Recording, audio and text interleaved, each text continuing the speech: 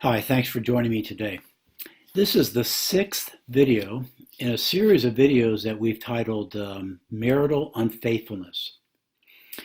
In previous videos, we've made a distinction with those who have gone outside their marriage, they've been sexually unfaithful to their spouse, and we've made a distinction between what causes a person to go outside their marriage and be sexually unfaithful, and in contrast to the causes, what are the contributing influences that may be going on around them and in their marriage that may be influencing that marriage to go bad and to influence, not cause, but influence that husband or that wife to go outside their marriage and be sexual with another person.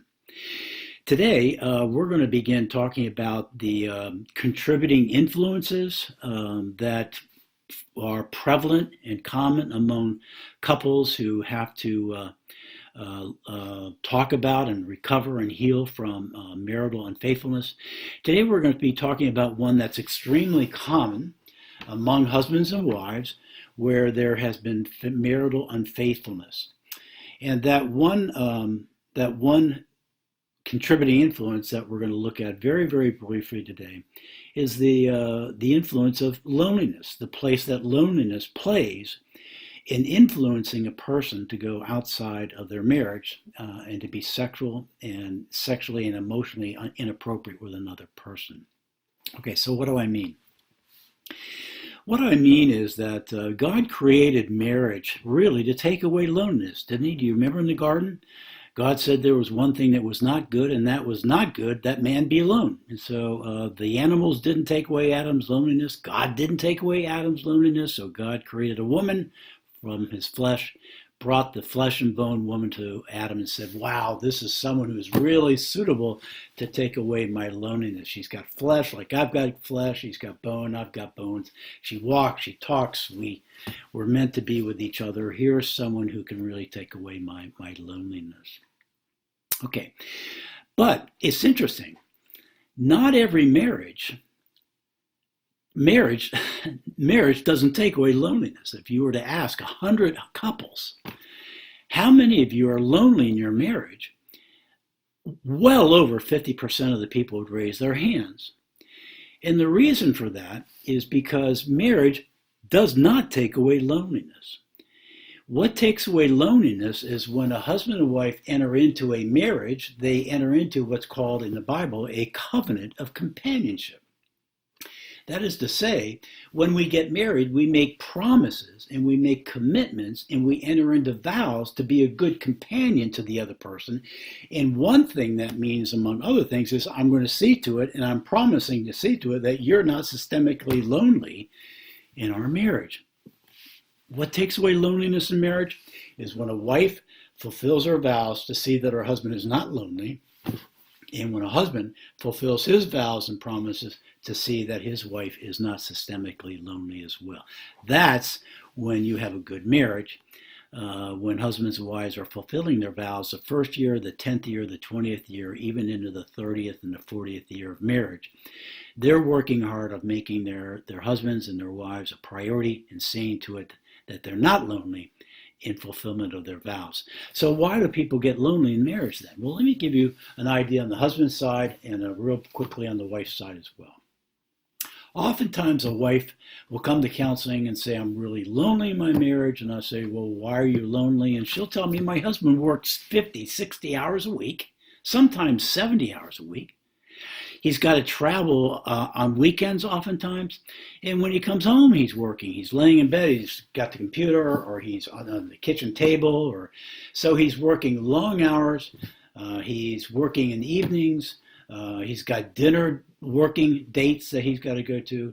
He's called out of town occasionally. And when he comes home, he's even at the kitchen table continuing to work. I rarely see the guy.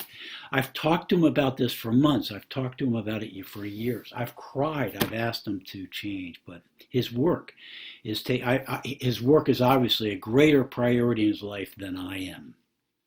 That's one thing a wife might say. Another thing that she might say is, every day he's a triathlete. And he's in training all the time.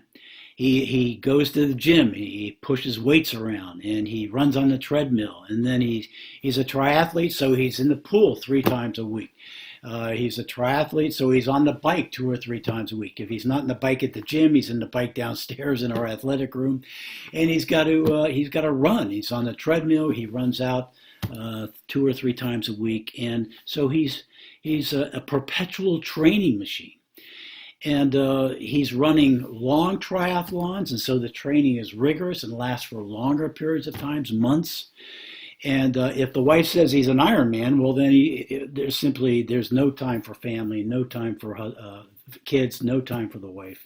So it's not uncommon for a wife to complain that she's lonely because the husband is making such a high priority in his athletic endeavors that he's got a lonely wife, because you can't do both. You can't train that vigorously without the wife's consent and not to expect that she wouldn't be lonely. So that's what you would typically hear on the part of a wife. And there's many other reasons too. I'm just giving you 2 examples. He's working like crazy and I'm a low priority. He's working out as an athlete and I'm a very low priority and I'm lonely. And that's why we're here for counseling. What a husband might say is something. Let me just give you one example on the part of why the husband might be lonely. He might say something. I can remember a husband who said this. I come home at night, my wife and I eat in front of the TV, and when we're done eating, she takes out her tablet, and for 3 hours a night, she's flipping through Facebook and typing in Facebook and going through Instagram, and she goes to YouTube and she goes to the news sites. Then she cycles through again with new Facebook entries that weren't there an hour ago.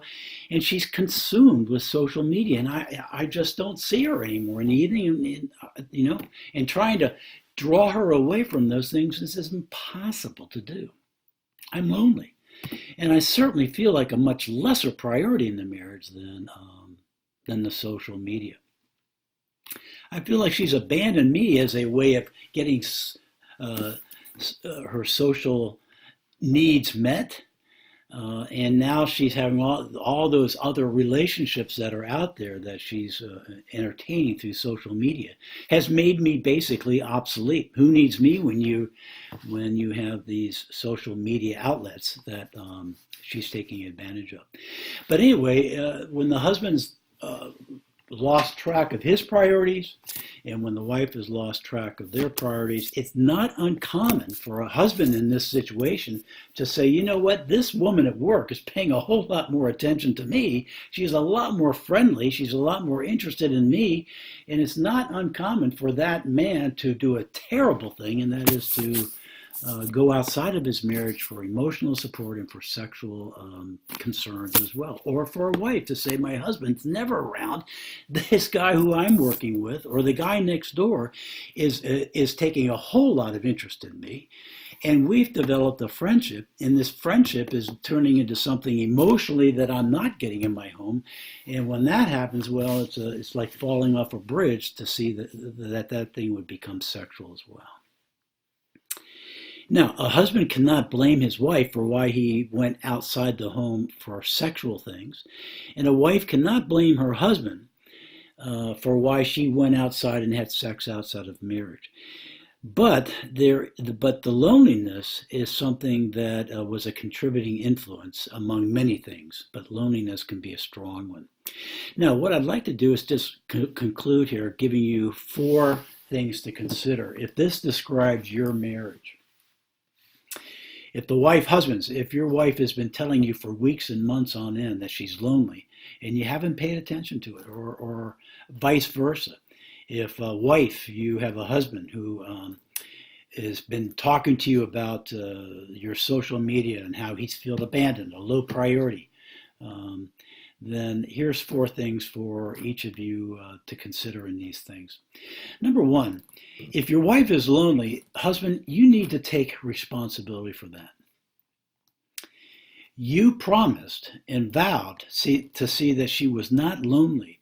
And if she is lonely, then you've redirected your priorities to a different place, and she's fallen down to a low priority, and that's why she's lonely. And you need to own that. You need to take responsibility for that.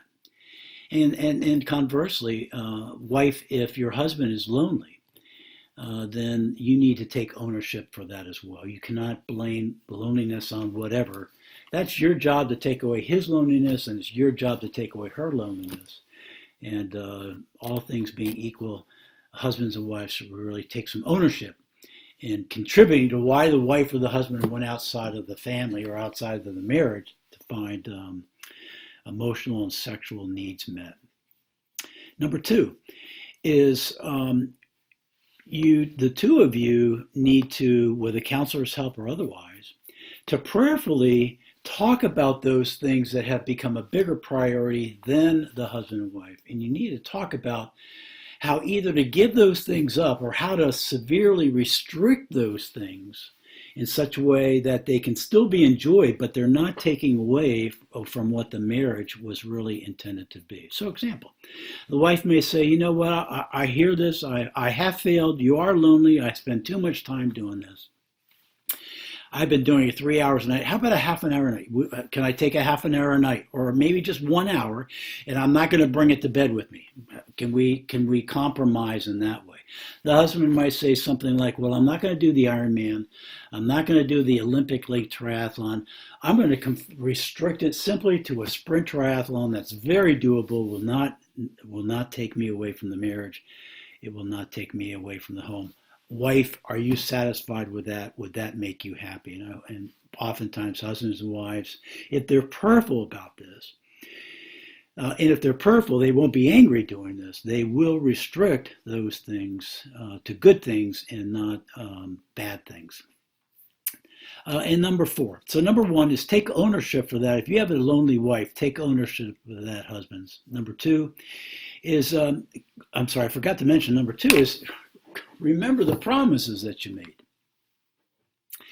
And renew those promises, at least in your own mind, and start to make the alterations that need to be made so that you can be a faithful husband and a faithful companion to wife to your husband.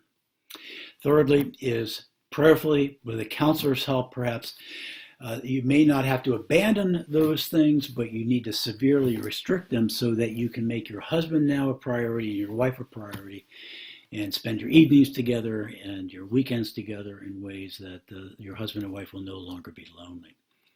And then lastly, number four, it would be appropriate for you, if you do have a lonely wife or a lonely husband, spouse, go to your lonely companion and ask their forgiveness. Ask their forgiveness for your failing in keeping your promises, failing in keeping them a priority, failing in putting something as a priority over and above them, and the consequence of that, them being lonely. Ask their forgiveness for that. Ask if they would be willing to forgive you. And then lastly, you really need to go to God too and ask his forgiveness as well. There are lots of other contributing influences. We're going to look at a couple of them in video number 7 and probably video number 8. But we have to pay attention to these contributing influences and learn from God and from his word on how we ought to do things and how, in this case, we need to do things differently. Not exhaustive, but I hope this little peek of a window into loneliness has been helpful if it describes you and your marriage on how you got there and how to correct it. Thanks for being with me today.